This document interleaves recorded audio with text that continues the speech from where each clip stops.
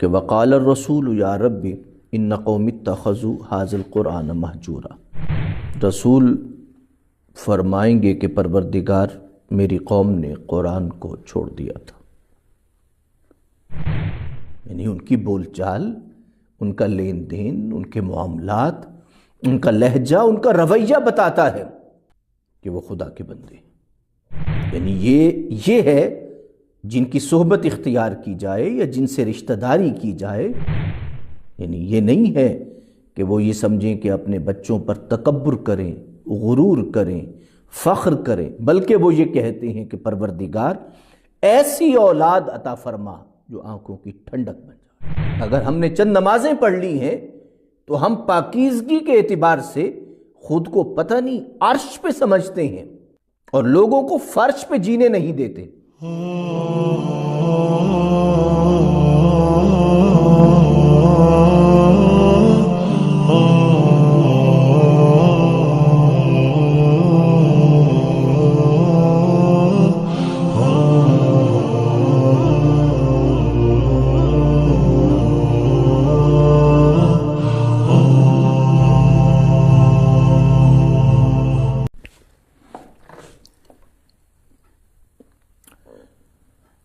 اعوذ باللہ من الشیطان الرجیم، بسم اللہ الرحمن الرحیم۔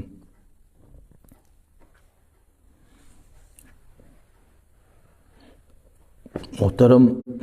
مکرم محتشم خواتین و حضرات، خلاصہ قرآن مجید کے حوالے سے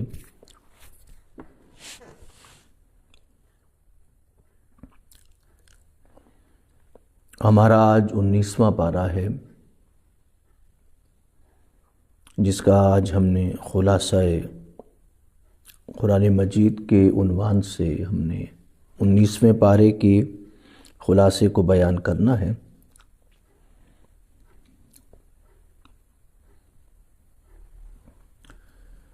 اور اللہ پاک کے فضل و کرم سے اور اس کی عنایت خاص سے آج ہم نے 24ویں پارے کے 3 ربع جو ہیں وہ ہم نے مکمل کیے ہیں۔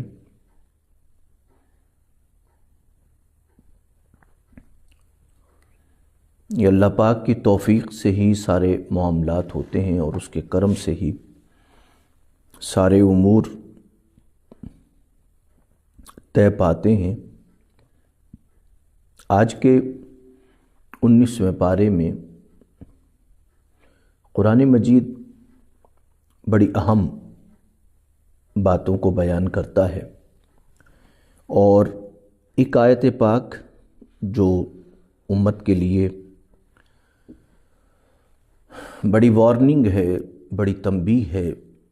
اور بڑی قابل فکر بات ہے، قابل لائق تشویش ہے ایک لحاظ سے دیکھا جائے، کہ قیامت کے دن نبی فرمائیں گے، پھر انشاءاللہ ہم آگے اس کا خلاصہ بتائیں گے کہ وقال الرسول یا رب ان قوم اتخذوا ھذا القرآن مہجورا، رسول فرمائیں گے کہ پروردگار میری قوم نے قرآن کو چھوڑ دیا تھا۔ اچھا، یہ ہے کہ کیوں چھوڑا تھا؟ اس کی وجہ قرآن بتاتا ہے کہ انسان اپنے تعلق، اپنے رشتے، اپنی دوستی اور اپنا بھائی چارہ جب ایسے لوگوں سے بناتا ہے جن کا جس طرح کا مزاج ہوتا ہے، تو اس طرح کا مزاج انسان کا ڈیولپ ہوتا ہے۔ اس پارے میں یہ بتایا گیا کہ انسان کو اپنے آس پاس کے ماحول پہ نظر رکھنی چاہیے، اس لیے کہ قیامت کے دن انسان اللہ کی بارگاہ میں جا کے کہے گا کہ پروردگار افسوس ہے اس بات پہ کہ میں ایسے شخص کو اپنا دوست ہی نہ بناتا، ایسے شخص سے اپنا تعلق ہی نہ بناتا کہ جس کی صحبت سے میں برباد ہو گیا، جس کے ساتھ نے مجھے گمراہ کر دیا۔ جس کی دوستی نے مجھے تباہ کر کے رکھ دیا۔ لیکن آج ہمیں یہ دیکھنا چاہیے کہ ہم کیسے لوگوں کے ساتھ اٹھتے بیٹھتے ہیں اور کیسی محافل اٹینڈ کرتے ہیں۔ یعنی واضح بات ہے کہ اگر دیانتدار لوگوں کے ساتھ بیٹھیں گے تو مزاج میں دیانتداری آئے گی، صاحب علم کے پاس بیٹھیں گے تو علم کا ایک خاص رنگ بنے گا، اور اگر آپ متکبر انسان کے ساتھ بیٹھیں گے تو آپ کی نظر میں یہ دنیا میں غرباء، یتما اور مساکین کسی کیڑے سے زیادہ اہمیت نہیں رکھیں گے۔ قرآن کہتا ہے کہ اپنے آس پاس کے ماحول کو چیک کریں۔ یقینی بات ہے کہ اب پہلا ماحول گھر کا ہے۔ اپنے گھر کے ماحول میں، اپنی فیملی کے ماحول میں ایسے رشتہ داروں کے ساتھ بیٹھیں کہ جن کے ساتھ بیٹھ کے آپ میں انسانیت کی قدر آئے، مساوات آئے، عدل آئے، دیانتداری آئے۔ اور فیملی میں بھی ایسے افراد سے نہ بیٹھیں، ایسے افراد کے ساتھ نہ بیٹھیں جن کے ساتھ بیٹھنے سے آپ کی ذات میں نخوت پیدا ہو، تکبر پیدا ہو، غرور پیدا ہو، ناانصافی پیدا ہو، تمسخر کرنے کی جو ایک عادت ہے وہ پیدا ہو، استہزاء کرنے کی طبیعت میں مزاج بنے آپ کا، تو ان سے بچیں۔ یہ پہلے نمبر پہ صحبت ہے۔ اب قرآن مجید یہ کہتا ہے کہ کن لوگوں کے ساتھ آپ بیٹھیں۔ قرآن مجید اس حوالے سے بالکل واضح کرتا ہے کہ بھئی انسان سوچتا ہے یا سمجھتا ہے، اس لیے کہ قرآن مجید یہ بتاتا ہے کہ رشتے ناتے سارے انسان کے ددیال اور ننیال سے بنتے ہیں، تو ددیال اور ننیال میں آپ نے افراد کا تعین کرنا ہوتا ہے کہ ان میں سے کون سے لوگ ہیں جو فی الواقع دیانتدار ہیں، اچھے اخلاق کے مالک ہیں، اچھے کردار کے مالک ہیں۔ ان کے ساتھ اپنے رشتوں کو بنائیں، اپنے رشتوں کا معیار اخلاق، کردار اور دیانتداری اور اچھائی کو بنائیں، انسانیت کو بنائیں، نہ کہ دولت اور حرص و ہوس کو بنائیں۔ اس لیے کہ آپ نے ایک امانت داری کو منتقل کرنا ہے، اپنے ایمان کو منتقل کرنا ہے اپنی نسل میں، اور اپنی نسل کو انسانیت کے اعتبار سے تربیت دیں۔ اگر وہ لالچی ہے، حریص ہے، ظالم ہے، ناانصاف ہے، جابر ہے، بددیانت ہے، تو آپ جو کچھ تیار کر رہے ہیں وہ اپنی قبر کے اندھیرے تیار کر رہے ہیں، آپ اپنی قبر میں تباہی تیار کر رہے ہیں۔ اپنے رشتوں میں معیار جو ہے رسول اللہ کے فرمان کی روشنی میں دیانتداری کو بنائیں، ایمانداری کو بنائیں، چاہے آپ کا رشتہ دار غریب ہی کیوں نہ ہو۔ آپ کا وہ رشتہ دار امیر نہ ہو، غریب ہو، مگر خوددار اور غیرت مند جو ہو، ایسے انسان کے ساتھ اپنی نسل کا تعلق بنائیں تاکہ آپ کی نسل خوددار اور غیرت مند رہے، ایمان پہ، یقین پہ، انصاف پہ قائم رہے۔ اب کیسے افراد؟ دیکھیے قرآن مجید اس کی وضاحت بھی کر دیتا ہے اور فرما دیتا ہے۔ کیا فرماتا ہے؟ اللہ کے بندے کون سے ہیں؟ قرآن کہتا ہے جو بڑی نرمی سے، عاجزی سے، انکساری سے اس دھرتی پر رہتے ہیں، یعنی جن کی زندگی کا چلن جو ہے اس میں ان کے رویے سے ہی پتہ چلتا ہے کہ یہ خدا کے بندے ہیں۔ یعنی ان کی بول چال، ان کا لین دین، ان کے معاملات، ان کا لہجہ، ان کا رویہ بتاتا ہے کہ وہ خدا کے بندے ہیں۔ یعنی یہ ہے جن کی صحبت اختیار کی جائے یا جن سے رشتہ داری کی جائے، اور جو ددیال اور ننھیال میں جو لوگ اس مزاج کے ہوں ان سے تعلق رکھا جائے۔ قرآن آگے فرماتا ہے کہ جن کے رویوں میں یہ ہو کہ جنہیں گناہ سے یا غلطی سے یا ظلم سے ڈر لگتا ہو، جو خدا کی گرفت سے ڈرتے ہوں، اور وہ اپنے کوئی بھی قدم کو پھونک پھونک کے رکھتے ہوں، اور اگر ان سے کوئی غلطی ہو جائے تو انہیں اعتراف کرنے میں دیر نہ لگاتے ہوں، ایسے لوگوں کی صحبت میں بیٹھا جائے۔ یعنی ہٹ دھرم، ضدی، اپنی غلط بات پہ اڑ جانے والے اور پھر غلطی کو غلطان بنا دینے والے، ان کے ساتھ نہ بیٹھیں۔ تو قرآن مجید آگے فرماتا ہے کہ جب وہ خرچ کرتے ہیں، ان کے مزاج کی یہ بات ہے، لم یسرفوا ولم یقتروا، یعنی ان کے ساتھ بیٹھیں جو اسراف نہ کریں اور جو کنجوسی نہ کریں، جن میں میانہ روی طبیعت میں ہو۔ جب آپ ان کے ساتھ بیٹھیں گے تو آپ کی طبیعت میں بھی میانہ روی آئے گی، خودداری آئے گی، اسراف نہیں آئے گا، نمود و نمائش نہیں آئے گی،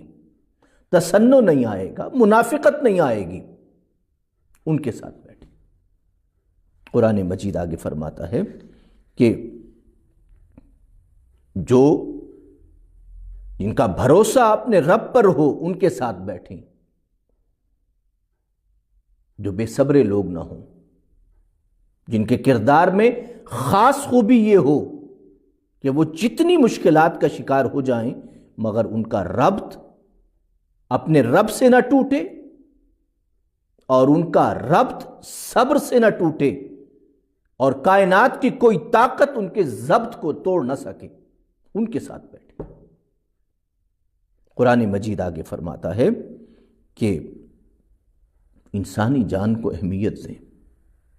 یعنی جان کو بھی اہمیت دیں، ناموس کو بھی اہمیت دیں، عزت کو بھی اہمیت دیں۔ جو لوگ انسان کی عزت و حرمت کو اہمیت دیں، وہ چاہے عورت ہے چاہے مرد ہے، جب وہ حرمت اور عزت کو اہمیت دیتے ہیں ان کے ساتھ بیٹھیں، تاکہ آپ کے مزاج میں یہ بات آئے کہ آپ انسان کی عزت و حرمت کو اہمیت دیں۔ ولا یزن، یعنی وہ ان کا رجحان حلال چیز کی طرف ہو، حلت کی طرف ہو، پاکیزگی کی طرف ان کے مزاج میں ہو۔ آگے قرآن مجید فرماتا ہے کہ وہ لوگ جو ان میں سے کوئی بھی غلطی کر بیٹھیں تو پھر ان کے مزاج میں یہ ہو کہ وہ اللہ کی طرف رجوع کریں، یعنی ایسے لوگوں کے ساتھ آپ بیٹھیں، ایسے لوگوں کے ساتھ رشتہ داری بنائیں، ایسے لوگوں کے ساتھ تعلق داری بنائیں کہ جنہیں توبہ کی عادت ہو، غلطی کے مان لینے کی عادت ہو، ان کے مزاج میں اعتراف کی عادت ہو، ان سے رشتہ داری اور تعلق داری بنائیں۔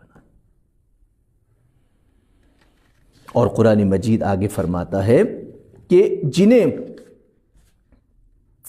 یہ خیال ہو لا یشہدون الزور وَإِذَا مروا باللغو مروا کراما، کہ جن کے مزاج میں یہ بات ہو کہ وہ جھوٹی باتوں کی، جھوٹی جو باتیں ہیں اس میں شامل نہ ہو، یعنی اگر کوئی غلط بیانی کر رہا ہے وہ چاہے کوئی بھی ہے اس کے ساتھ کھڑے نہ ہو، ان کے ساتھ بیٹھیں، ان کی صحبت اختیار کریں۔ وَإِذَا مروا باللغو مروا کراما، ایسے لوگوں کے ساتھ بیٹھیں جو لغو اور بیہودہ باتوں سے گزر جائیں آگے۔ پھر قرآن کہتا ہے کہ قرآن مجید اور اللہ کی آیات کو بھی سمجھنے والے لوگ، یعنی وہ قرآن مجید کی آیات پر بھی اندھے اور بہرے اور گونگے ہو کے نہ گر جائیں، بہرے اور گونگے ہو کے نہ گر جائیں، یعنی وہ آپ کی بات، میری بات، کسی کی بات پر بھی گونگے اور بہرے ہو کے نہ گریں، بلکہ سوچیں، اس میں لاجک سمجھیں، اس کی دلیل مانگیں۔ اس لیے کہ جب انسان کسی بھی عمل کی دلیل مانگتا ہے، دلیل سے بات کرتا ہے، یہ جب اس کے مزاج میں ہوتا ہے، ان لوگوں کے ساتھ بیٹھیں، اس لیے کہ اس سے سب سے بڑا یہ فائدہ ہوتا ہے کہ آپ غلط اور صحیح کے درمیان نتھار کے چلتے ہیں، نکھار کے چلتے ہیں، فرق کر کے چلتے ہیں، حق اور باطل کے درمیان فرق کر کے چلتے ہیں، جب آپ لاجک سے چلتے ہیں، دلیل سے چلتے ہیں۔ قرآن مجید آگے فرماتا ہے ان کی دعا یہ رہتی ہے، یعنی یہ نہیں ہے کہ وہ یہ سمجھیں کہ اپنے بچوں پر تکبر کریں، غرور کریں، فخر کریں، بلکہ وہ یہ کہتے ہیں کہ پروردگار ایسی اولاد عطا فرما جو آنکھوں کی ٹھنڈک بن جائے، ایسی گھر والی عطا فرما جو آنکھوں کے لیے چین بن جائے، اولاد ایسی عطا فرما جو باصلاحیت ہو۔ یعنی قرآن مجید دراصل ایسے لوگوں کے ساتھ رشتہ داری، تعلق داری، دوستی کا کہتا ہے۔ اب آپ سوچئے کہ ہم نے اپنے دوستی کی، اپنے تعلق کی بنیادیں ہی بدل دیں، اپنی رشتہ داری کی بنیادیں ہی بدل دیں، ہم نے اپنے رشتوں کی بنیادیں بالکل بدل دیں، اور اس سے نقصان یہ ہوا کہ ہم مسلسل دراصل ڈیوائیڈ ہو رہے ہیں، ٹوٹ رہے ہیں، ہمارے گھر ٹوٹ رہے ہیں، فیملیز ٹوٹ رہی ہیں، ہمارے تعلق ٹوٹ رہے ہیں۔ کیوں؟ اس لیے کہ ہم نے اپنی بنیادیں ہی تباہ کر دی ہیں، جن بنیادوں پر رشتوں اور نسلوں کی عمارتیں کھڑی ہوتی تھیں، وہ بنیادیں ہم نے تباہ کر دی ہیں۔ اب آپ دیکھ لیں کہ کوئی گھر ایسا نہیں ہے کہ جو اپنی زندگی سے پرسکون ہو، اس لیے کہ ہم نے جو بنیادیں رکھی ہیں اس میں سکون ہے ہی نہیں، اس میں قناعت بھی نہیں ہے، اس میں بھروسہ بھی نہیں ہے، ایمان بھی نہیں ہے، دیانت بھی نہیں ہے، اچھائی بھی نہیں ہے، درگزر بھی نہیں ہے، معافی بھی نہیں ہے، دل کی پاکیزگی بھی نہیں ہے، ارادوں کا خیر بھی نہیں ہے، کچھ بھی نہیں۔ قرآن مجید نے اس حقیقت کو ہمارے سامنے واضح کر دیا کہ ہم رشتوں کی بنیاد، دوستی کی بنیاد کیا بنائیں۔ میں نے آپ کے سامنے بیان کر دیا۔ اب اسی پارے میں قرآن مجید نے مختلف اقوام کے عذاب کا بھی ذکر کیا ہے۔ اب آپ دیکھیں کہ اگر آپ غور کریں حضرت موسیٰ علیہ السلام کی قوم کے حوالے سے، تو اس میں ایک وعدہ خلافی بھی ہے، اس میں تکبر بھی ہے، اس میں غرور بھی ہے، بددیانتی بھی ہے، وہ مختلف عذاب سے گزری ہے۔ حضرت نوح علیہ السلام کی قوم کو دیکھیں تو عدم مساوات بھی ہے، ظلم بھی ہے، زیادتی بھی ہے۔ یہ حضرت نوح علیہ السلام کے حوالے سے۔ اسی طرح اگر آپ دیکھیں حضرت ہود علیہ السلام کے حوالے سے اگر دیکھیں تو آپ کے سامنے یہ حقیقت واضح ہو کے سامنے آتی ہے کہ انہوں نے کیا کیا اپنے نبی کے ساتھ، اپنے نبی کی گفتگو کے ساتھ، اپنی نبی کی بات کے ساتھ ان لوگوں نے کیا کیا اور کس طرح انہوں نے وعدہ خلافی کی۔ اسی طرح آپ دیکھیں سمود نے کیا کیا، سب کچھ تھا ان کے پاس، سب کچھ تھا ان کے پاس، مہارتیں بھی تھیں، سب کچھ تھا، لیکن انہوں نے جو ہے وہ حضرت صالح علیہ السلام کے ساتھ کیا کیا اور کس طرح اپنے نبی کی اہانت اور توہین کی۔ اسی طرح آپ اگر قوم لوط کو دیکھیں کہ کس طرح اس نے شہوت کا بازار گرم کیا، کس طرح انہوں نے ڈکیتیاں اور اس طرح کی چیزیں کی، کس طرح انہوں نے وہ شرمناک اعمال کیے کہ جو انسان شرما جائے جن سے، وہ سب کچھ ہوا۔ اسی طرح آپ دیکھیں کہ حضرت شعیب کی قوم نے ناپ تول کے حوالے سے کیسے کیا۔ اب یہ سارے جو اعمال ہیں یہ دراصل وہ ہیں جو پریکٹیکل ہیں، اس میں کوئی تھیوری نہیں ہے زیادہ، یعنی عذاب کی وجہ وہ اعمال ہیں جو اعمال عذاب کا سبب بنے، وہ آپ کے سامنے ہیں۔ یعنی کیا بنے؟ ناپ تول میں کمی عذاب کا سبب بنے، فحاشی اور بدماشی عذاب کا سبب بنی، وعدہ خلافی عذاب کا سبب بنی، اہانت اور توہین انسان کی عذاب کا سبب بنی، بے یقینی اور شکوک و شبہات عذاب کا سبب بنی۔ اب یہ ساری فہرست اگر آپ تیار کر لیں تو سادہ بات ہے کہ ان سے بچنا جو ہے،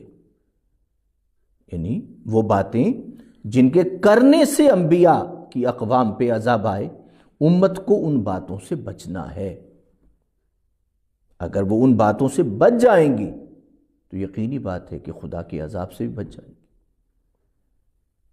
میرے دوستو، میں پہلے عرض کر چکا ہوں کہ ہم اصل میں نان پریکٹیکل ہیں، یعنی مسلمان نان پریکٹیکل قوم ہے۔ ہم وہ عمل کر رہے ہیں جن عمل کے حوالے سے قرآن مجید ڈسکس تو کرتا ہے، لیکن ہم وہ عمل نہیں کر رہے، یا ہم ان اعمال سے نہیں بچ رہے جن اعمال کی بنا پر اقوام عالم پہ اللہ کے عذاب آئے، ان سے نہیں بچ رہے۔ ہم اس اعتبار سے نان پریکٹیکل ہیں، یعنی ہم بازار میں بیٹھ کے کم تولتے ہیں، جھوٹ بولتے ہیں، کفر تولتے ہیں، اہانت کرتے ہیں، توہین کرتے ہیں، غربت کا مذاق اڑاتے ہیں، تکبر کرتے ہیں، غرور کرتے ہیں، انسانوں کو گھٹیا اور کمتر سمجھتے ہیں، بعض دفعہ کیڑے اور مکوڑوں کے برابر بھی نہیں سمجھتے، اور خود کو فرعون سمجھتے ہیں، قارون سمجھتے ہیں، حامان سمجھتے ہیں۔ یعنی ہم، یا پھر اگر ہم نے چند نمازیں پڑھ لی ہیں تو ہم پاکیزگی کے اعتبار سے خود کو پتہ نہیں عرش پہ سمجھتے ہیں، اور لوگوں کو فرش پہ جینے نہیں دیتے۔ گویا ہم وہ کام جن کی کرنے سے یا جن کے نہ کرنے سے اقوام عالم پہ عذاب آیا، مختلف اقوام پہ قرآن نے ذکر کیا، ان اعمال کے حوالے سے کوئی قابل ذکر یا قابل غور یا قابل فکر بات نہیں ہے۔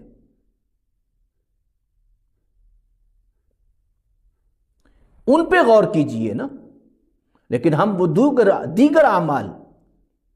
جو کہ لائق ثواب ہیں، قابل ثواب تو ہیں، لیکن مسئلہ تو یہ ہے کہ اقوام عالم پہ جن اسباب کی بنا پر یا جن وجوہات کی بنا پہ یا جن اعمال کی بنا پہ، جن گناہوں کی بنا پر، جن ہٹ درمیوں کی بنا پر عذاب آئے، اگر وہ اعمال ہم میں موجود ہیں، یوں سمجھیے کہ ہم وضو کر کے نماز تو پڑھ رہے ہیں مگر ہمارا جسم گندگی اور غلاظت سے لتھڑا ہوا ہے۔ نماز پڑھ رہے ہیں لیکن گندگی اور غلاظت سے لتھڑے ہوئے ہیں، ہمارا لباس بھی، ہمارا جسم بھی۔ یہ میں اس لیے کہہ رہا ہوں کہ ہم نماز پڑھ رہے ہیں لیکن ہمارا دل حسد و بغض و عناد اور تکبر سے بھرا ہوا ہے، ہمارا جسم حرام کی کمائی اور ظلم کی کمائی پہ پلا بڑھا ہے، ہمارے لباس کی روشنی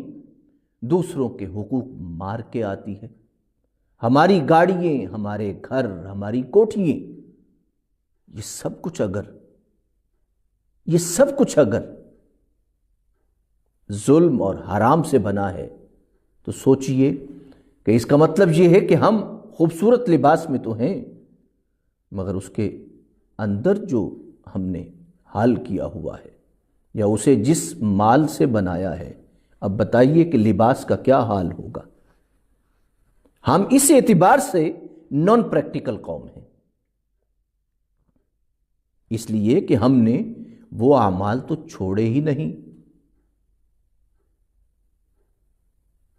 کہ جو اقوام عالم پہ عذاب کا سبب بنے تھے، ہم وہ سارے کے سارے کر رہے ہیں۔ تو اس لیے ہم ایک نان پریکٹیکل قوم ہیں، لیکن ہم جو پریکٹیکل کر رہے ہیں وہ لائق ثواب تو ہیں، لیکن وہ انسان کی ذات میں یا مزاج میں تغیر تبدیلی نہیں لاتے۔ تغیر اور تبدیلی وہی اعمال لاتے ہیں جس کے بنا پہ اللہ نے اقوام عالم کا پورا ایک سکیچ، پورا ایک خاکہ، پوری ایک ڈیٹیل بیان کی۔ آپ انہیں پڑھ لیں، بس اتنی سی بات ہے کہ انہیں پڑھ لیں اور ہم اس پہ عمل شروع کر دیں، پھر ہم ایک پریکٹیکل قوم بنیں گے۔ نہیں تو ہم نان پریکٹیکل ہیں، ہم زکوٰۃ دے دیں، ہم حج کر لیں، ہم عمرہ کر لیں، ہم نماز پڑھ لیں، ہم نان پریکٹیکل ہیں اگر ہمارے مال میں دیانت نہیں ہے، نان پریکٹیکل ہے۔ ہم نماز پڑھ لیں، ہم حج کر لیں، ہم پریکٹیکل نہیں ہیں۔ ہم پریکٹیکل اس وقت ہیں کہ جو حضرت عمر فاروق نے فرمایا تھا کہ کیا تم نے کبھی اس سے لین دین کر کے دیکھا؟ مالی معاملات کر کے دیکھے؟ اگر مالی معاملات کر کے نہیں دیکھے تو اسے نیک اور متقی اور پرہیزگار نہ کہو۔ قرآن مجید نے جس طرح اقوام عالم کے حوالے سے بیان کیا، اسی طرح انبیاء کے کردار کو بھی بیان کیا، اور یہ بتایا کہ انبیاء کا کردار کتنا خوبصورت ہوتا ہے، کتنا پیارا کردار ہوتا ہے، کہ وہ عظمت کی بلندیوں پر بھی پہنچ کے تو سوئی کے ناکے کے برابر بھی ان کے من میں تکبر نہیں آتا۔ مال و دولت پہ ان کی حکمرانی ہوتی ہے، مال و دولت پہ حکمرانی کے باوجود ان کے دل میں ذرا سا سوئی کے ناکے کے برابر بھی یا اس سے بھی کم تر ان کے دل میں لالچ نہیں آتا۔ وہ روشن اور درخشندہ کردار، وہ پیارے انسان، وہ خوبصورت خدا کے بندے کہ جن کی مثال قرآن مجید سورۃ النمل میں دیتا ہے، حضرت سلیمان کی صورت میں، کہ ایک حیران کن کردار ہے، طاقت کا، شکوہ کا، سطوت کا، عظمت کا، اقتدار کا، حکمرانی کا، مگر جملہ یہی ہے کہ پروردگار میں تیرا شکر گزار ہوں کہ تو نے مجھے شکر گزاری کی توفیق بخشی ہے۔ اللہ اکبر۔ یعنی شکوہ اور عظمت کا ایک بڑا درخشندہ باب کہ جو شاید ہی کسی انسان کو وہ شکوہ نصیب ہوا ہو، لیکن ان کے الفاظ، اللہ اکبر، ان کے الفاظ بڑے الفاظ ہیں۔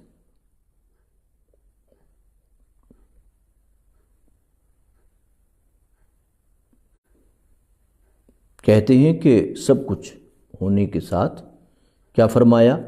کہ یہ سب میرے اللہ کا فضل ہے، نہ دل میں کوئی لالچ، نہ مزاج میں کوئی تکبر، اور پھر نعمتوں کی فراوانی پہ کہتے ہیں کہ یہ پروردگار مجھے آزما رہے ہیں کہ میں شکر گزار بنتا ہوں یا نا شکر گزار بنتا ہوں، اور پھر یہ بھی فرما رہے ہیں کہ جس نے شکر کیا ہے اس کا فائدہ خدا کو نہیں، خود بندہ خدا کو ہے،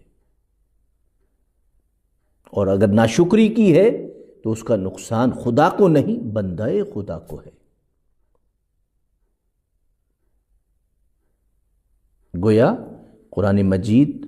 ہم اسے سم اپ کرتے ہیں سادہ لفظوں میں کہ آپ نے صحبت رکھنی ہے، دوستی رکھنی ہے، تعلق رکھنا ہے، رشتہ داری بنانی ہے، اپنی فیملی بنانا ہے، تو جیسے میں نے بتایا کہ ان کے مزاج میں انصاف ہو، عدل ہو۔ آپ دولت کو نہ دیکھیں بلکہ ان کی حرمت و عزت کو دیکھیں، ان کے مزاج میں انصاف کو دیکھیں۔ اور پھر میں نے عرض کیا کہ ہم نان پریکٹیکل ہیں، اس لیے کہ اقوام عالم پہ جن وجوہات کی بنا پہ عذاب آئے ہیں وہ سارے کے سارے ہم کر رہے ہیں، تو ہم پریکٹیکل کیسے ہوئے؟ انبیاء کی تعلیمات کی روشنی میں ہم نان پریکٹیکل قوم ہیں، مگر ہم چاہتے ہیں کہ ہم وہ نہ کر کے بھی نتائج وہ حاصل کریں جو صحابہ نے کر کے حاصل کیے تھے۔ اور آخری بات یہ ہے کہ حضرت سلیمان کو جو شکو حاصل ہوا اسے قرآن بیان کرتا ہے، جو اقتدار حاصل ہوا قرآن بیان کرتا ہے، جو عظمت حاصل ہوئی قرآن بیان کرتا ہے، لیکن قرآن کہتا ہے کہ جھکے جھکے رہے، انکساری کے ساتھ رہے، اور سوئی کے ناکے کے برابر بھی ان کے مزاج میں تکبر نہیں آیا، اور ان کے دل میں سوئی کے ناکے کے برابر بھی اقتدار اور اختیار، مال و دولت کی فراوانی کے باوجود سوئی کے ناکے کے برابر بھی لالچ نہیں آیا۔ میرے دوست، عملی انسان بنے، نان پریکٹیکل نہ بنے، اس لیے کہ عملی انسان بننے کے لیے بالکل سادہ ہے، ان چیزوں کو چھوڑ دیں اور ان چیزوں کو اپنائیں جو اقوام عالم کا سلسلہ بیان کرتے ہوئے قرآن نے بیان کی ہے۔ آپ انہیں پڑھیں اور جن سے بچنا ہے بچیں، جنہیں کرنا ہے کریں، پھر پریکٹیکل ہوں گے۔ ابھی تک میں سمجھتا ہوں کہ امت نان پریکٹیکل قوم ہے۔ اللہ پاک ہمیں عمل کی توفیق عطا فرمائیں، اور بہت سے دوستوں نے دعا کا کہا ہے، ہم ان کے لیے التجا کرتے ہیں اپنے بارگاہ میں، اپنے پروردگار کی بارگاہ میں، کہ پروردگار انہیں صحت سلامتی عطا فرمائے، ان کے گھر بار کے مسائل کو حل فرمائے، رب کریم سب گھروں میں برکتیں عطا فرمائے، تمام بچوں کو اور بچیوں کو زندگی کا بہترین چلن عطا فرمائے اور ہدایت نصیب فرمائے۔ اللہ پاک ہماری غلطیوں اور گناہوں کو معاف فرمائے اور رمضان المبارک کی برکتوں سے فیضیابی کی توفیق عطا فرمائے۔ آمین ثم آمین۔ السلام علیکم ورحمۃ اللہ وبرکاتہ۔